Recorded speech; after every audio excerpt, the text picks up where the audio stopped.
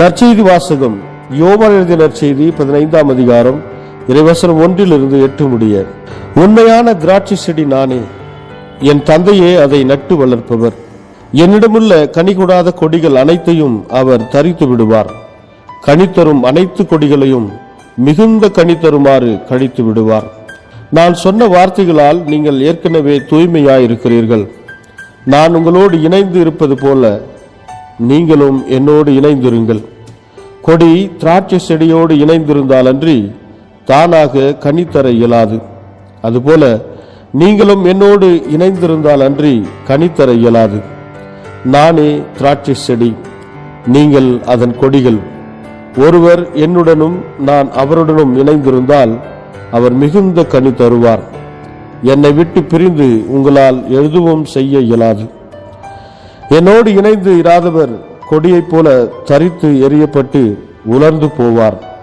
அக்கொடிகள் கூட்டி சேர்க்கப்பட்டு நெருப்பிலிட்டு எரிக்கப்படும்.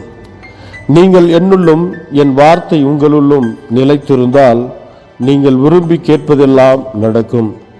நீங்கள் மிகுந்த கனி தந்து என் சீடராயிருப்பதே என் தந்தைக்கு மாட்சி அளிக்கிறது. இது கிறிஸ்து வழங்கும் நற்செய்தி. கிறிஸ்துவே உமக்கு புகழ்.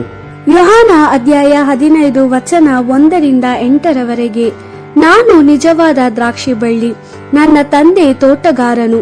ಫಲ ಕೊಡದಿರುವ ಪ್ರತಿಯೊಂದು ಕವಲನ್ನು ಆತನು ಕತ್ತರಿಸಿ ಹಾಕುವನು.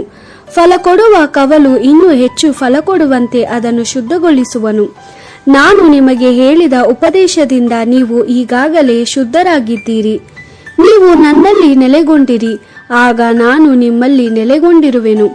ಯಾವ ಕವಲು ತನ್ನಷ್ಟಕ್ಕೆ ತಾನೇ ಫಲ ಕೊಡಲಾರದು, ಅದು ದ್ರಾಕ್ಷಿ ಬಳ್ಳಿಯಲ್ಲಿ ನೆಲೆಗೊಂಡಿರಬೇಕು. ಇದು ನಿಮಗೂ ಅನ್ವಯಿಸುತ್ತದೆ. ನೀವು ನಿಮ್ಮಷ್ಟಕ್ಕೆ ಫಲ ಕೊಡಲಾರಿರಿ, ನೀವು ನನ್ನಲ್ಲಿ ನೆಲೆಗೊಂಡಿರಬೇಕು.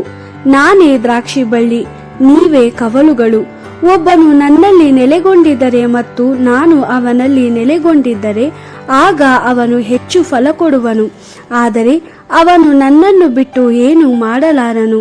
ನನ್ನಲ್ಲಿ ನೆಲೆಗೊಂಡಿಲ್ಲದವನು ಹೊರಗೆ ಬೀಸಲ್ಪಟ್ಟ ಕವಲಿನಂತಿರುವನು. ಆ ಕವಲು ಸತ್ತು ಹೋಗುವುದು. ಸತ್ತ ಕವಲನ್ನು ಜನರು ಒಟ್ಟುಗೂಡಿಸಿ ಬೆಂಕಿಯೊಳಗೆ ಎಸೆದು ಸುಟ್ಟು ಹಾಕುವರು. ನೀವು ನನ್ನಲ್ಲಿಯೂ ನನ್ನ ವಾಕ್ಯಗಳು ನಿಮ್ಮಲ್ಲಿಯೂ ನೆಲೆಗೊಂಡಿದ್ದರೆ ಏನು ಬೇಕಾದರೂ ಕೇಳಿಕೊಳ್ಳಿರಿ, ಅದು ನಿಮಗೆ ದೊರೆಯುವುದು.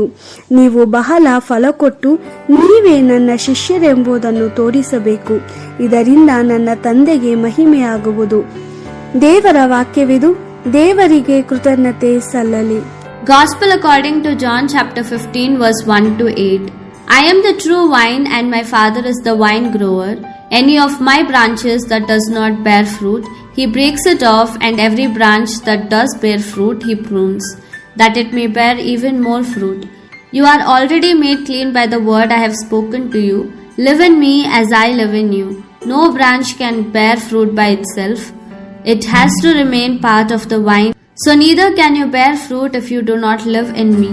I am the vine and you are the branches. As long as you remain in me and I in you, you bear much fruit. But apart from me, you can do nothing. Whoever does not remain in me is like a withered branch that is thrown away, and the withered branches are gathered and thrown into the fire and burned. If you remain in me and my words remain in you, you may ask whatever you want and it will be given to you. This is how my Father is glorified. You become my disciples and bear much fruit. The Gospel of the Lord. Praise to you, Lord Jesus Christ.